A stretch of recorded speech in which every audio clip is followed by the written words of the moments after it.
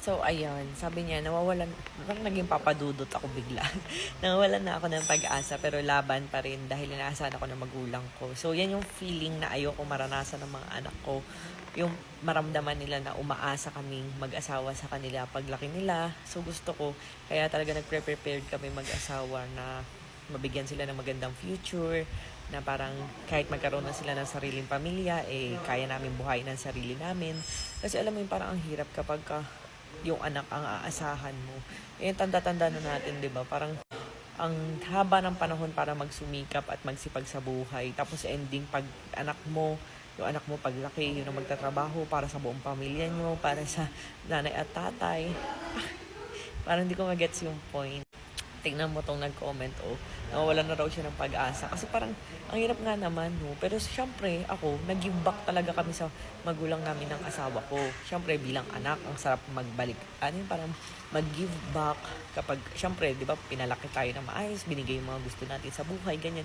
Ang sarap talaga sa feeling nun, lalo na kapag bigay balik, basta para magganon ka, habang di pa sila uugod-ugod or lola na.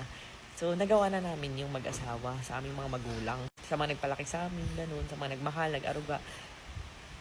Pero, ang sarap din sa feeling na hindi sila umaasa sa amin. Like, meron silang sariling business pa rin, pagkakakitaan, sariling sina mama at papa, meron silang sariling pinagkakakitaan pa rin, yung pansitan pa rin namin, 2 branch sa Manila, and yung products na pang-aso, ganun.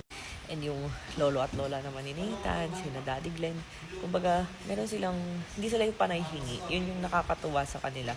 Hindi sila panay hingi. Like, meron silang sarili nilang pera, meron silang mga properties na pagka kailangan nilang pera, pwede nilang ibenta, ganun. Basta yun.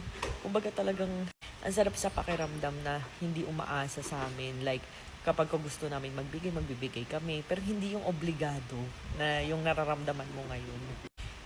Yung mga kapatid namin, may kanya-kanyang ginagawa sa buhay, hindi umaasa sa amin mag-asawa. Kasi, syempre, normal yung ganun kapag nakikitang umangat yung isa, aasahan ka na lang, tatama rin na magtrabaho, ganyan. Pero, yung mga kapatid namin, kapatid ko yung isa, accountant, ganun, tas distributor ko din ng Rosmar. Tas yun, sa Rosmar talaga nagbago yung buhay din ng kapatid ko. Kasi dati, natrabaho lang din siya as accountant. Nagtatrabaho lang din siya dati as accountant pala. Tapos, ayun, parang hindi siya nakakaipon. Pero nung nag-distributor siya ng Rosmar, grabe nakabili na siya ng mga lupa, nagpapatayo ng bahay, ganun. Nakatuwa lang. Tapos yung kapatid ko naman, nag-open siya ng cafe. Jowa niya naman, merong iba-ibang branch na ng nail studio, ganun. Nakakatuwa lang kasi parang, alam mo yun, parang kumakayod sila at hindi umaasa sa akin or sa aming mag-asawa.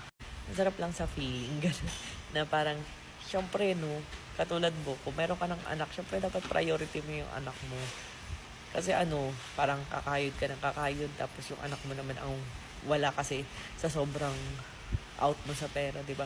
Walang masamang magbigay, pero kung may sobra-sobra, pero kung to the point na ikaw na mismo naghihikahos sa buhay, talagang, tas lalo na kung may anak ka pa, talagang mas masarap sa feeling na alam mong parang yung anak mo paglaki magkakaroon ng magandang buhay at hindi mo bibigay yan ng parang problema na karguhin mo ko ha, yung pangkain ko, pangkain ng mga kapatid mo, ikaw ang sumagot.